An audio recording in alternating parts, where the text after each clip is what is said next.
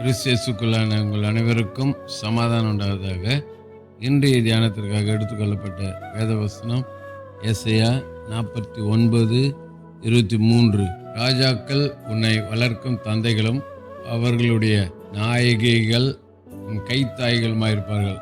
தரையிலே முகங்குப்புற விழுந்து உன்னை பணிந்து உன் கால்களின் தூளை நக்குவார்கள்.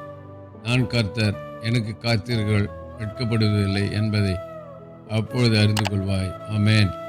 வசனத்தினுடைய பிற்பகுதி, செய்திக்காக தெரிந்து கொள்ளப்பட்ட பகுதி பிற்பகுதி. நான் கர்த்தர், எனக்கு காத்திருக்கிறீர்கள், வெட்கப்படுவதில்லை. இல்லையா?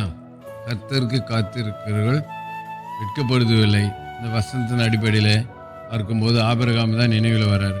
75 வயதில் ஆபிரகாமுக்கு கர்த்தர் சொன்னார், உன் சந்ததி வானத்து நட்சத்திரங்களைப் போலவும் கடற்கரை மணலைப் போலவும் பெருக பண்ணுவேன். உனக்குள்ள பூமியில் உள்ள வம்சங்கள்லாம் ஆசீர்வதிக்கப்படும், நீ ஆசீர்வாதமாக இருப்பான்னு சொல்லியெல்லாம் ஆண்டவர் வாக்குறுதிகளை, ஆசீர்வாதங்களை சொல்லியிருந்தார். இந்த ஆசீர்வாதத்துக்கு சொந்தமாகும்படி அவர் 25 ஆண்டுகள் காத்திருந்தார். அல்லேலூயா. 1 ஆண்டு அல்ல, 2 ஆண்டு அல்ல, 25 ஆண்டுகள். அதாவது 100வது வயதில் ஈசாக்கை கர்த்தர் கொடுத்து அந்த வாக்குத்தத்தத்தை நிறைவேற்றினார். ஆக பாருங்க, ஆபிரகாம் கர்த்தருக்காக காத்திருந்ததுனால அவர் ஒருபோது வெட்கப்பட்டு போகவே இல்லை, வெட்கப்பட்டு போகலை. ஆகவே இந்த வசனத்திலிருந்து நாம் கற்றுக்கொள்கிற சத்தியம் செய்தி, நாமும் கர்த்தருக்காக நாம் காத்திருக்கும் போது நாமும் கூட ஒருபோது வெட்கப்பட்டு போக மாட்டோம்.